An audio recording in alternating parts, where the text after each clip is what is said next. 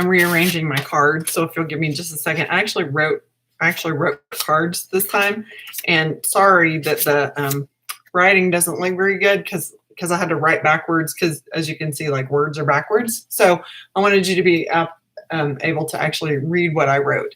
So today we're going to talk more about suffixes. If you've seen my videos in the past, I talk about how to understand a medical term. We're going to actually start at the end. So we're going to actually start with learning our suffixes first. Then the next part of reading a medical term is you would actually hop to the beginning. If there is a prefix, that's when that would come into play. And then you would end with the root word. And the root word is usually going to be, it's the body part or the main thing that we're talking about. But for right now, we are going to be talking about suffixes. If I suddenly just disappear, the weather here is not the best. So that may be what that's about. So we're going to start with some really super easy ones. And again, this is just to help you as you navigate through your healthcare, doctor's visits, telemedicine, and that type of thing. When you hear words, you'll go, oh, hey, I know what those word parts mean. So you put them all together, and maybe it will help give a better understanding of medical terms as you're hearing them, because they can be a little bit overwhelming to a lot of people. So that's what we're doing. Okay, so today we're going to start with just these three, and it's just A, AC, or AL. So it's A, AC, or AC, and AL. So if you are reading a report or something from your doctor's office and you see a medical word and it ends with these letters, any of these, so it ends in A, ends in AC, or ends in AL, that just simply means pertaining to. Pertaining to what? Well, then you have to look at the rest of the word. So it's pertaining to, and we'll get into that in later lessons, but we're just starting at the beginning. So if you see words ending in these, that means pertaining to. And there's a lot of it. I mean, you'll see that a lot. Next one that we're going to talk about is algia. Algia. So, for example, your doctor, a word that a lot of us are familiar with is neuralgia. We hear it in commercials a lot of times, especially if they're talking about diabetes. So this may be a word that you've heard before, algia, and that just means pain. So if you're having neuralgia, and again, we haven't really gotten into root words, but I'll tell you that N-E-U-R, that means nerve. So neuralgia would be nerve pain, because we would look at the algia to know, okay, that's pain somewhere. Then you have to go back and look at the rest of the words to figure out where that might be. Emia is one that we hear a lot.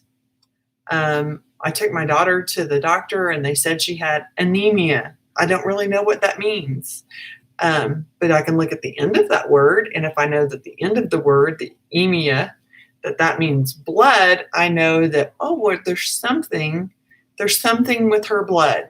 To figure out what it is, I would look at the prefix if there is one, or the root word. This is one that we all are pretty familiar with, ectomy. Ectomy means remove. So if I have an appendectomy or a tonsillectomy is usually pretty easy for most people to get that one. I've had my tonsils removed, or I'm having my tonsils removed. This is another word most of us hear a lot, even in just, every day, and that's oma. Oma. Oma means tumor. I do have a funny way to remember this one, and whenever I was in school to be a medical transcriptionist, it was my teacher told me this one. So if you imagine that your mother already has 6 children, and she comes home and she says, hey, I'm pregnant with twins. You go, oh, Ma, not 2 more. So oma is tumor. That stuck with me. I've remembered it. Just kind of a clever little way to remember that one. This is another one we see a lot. Urea. Urea means urine.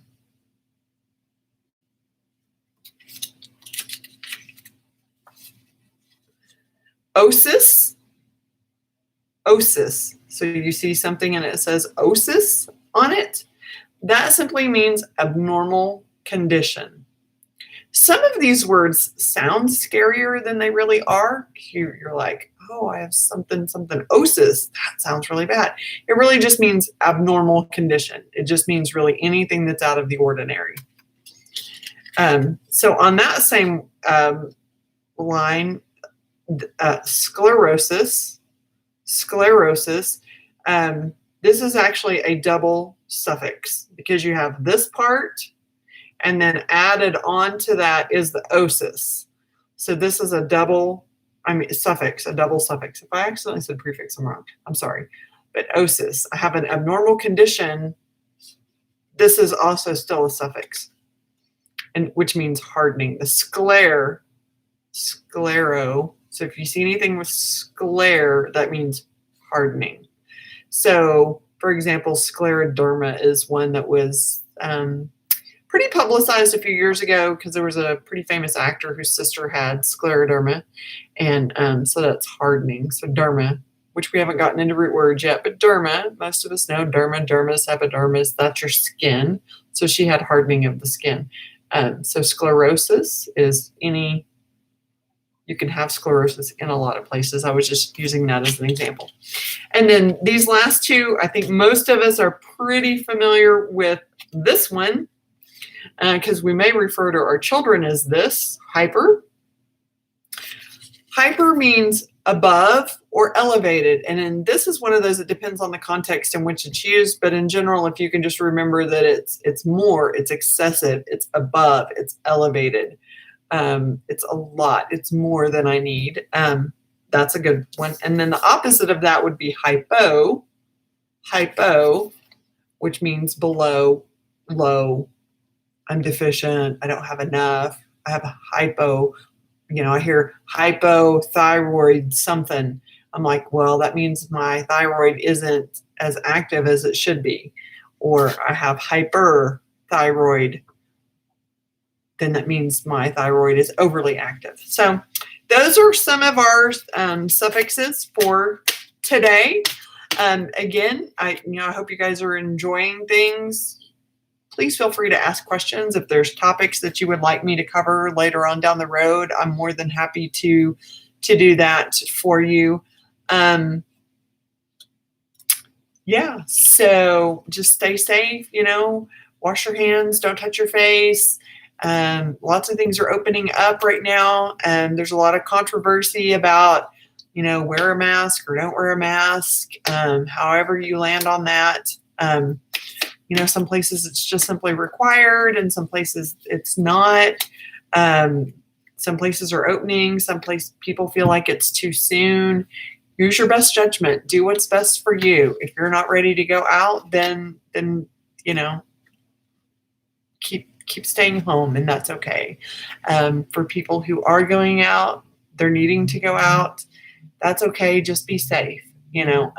Let's just all stay positive and just continue to encourage and lift each other up during this hard time. And whatever I could do to be a help, please just let me know. I'm kind of enjoying, I've been wanting to do this health literacy thing for a really long time. It's really just taken this situation to really get me to have the time to do it. And I think moving forward, I will make the time to continue to do it because patient education, health literacy is one of my passions. So thanks so much for tuning in. Like, subscribe, share, etc., etc. And we'll see y'all next time.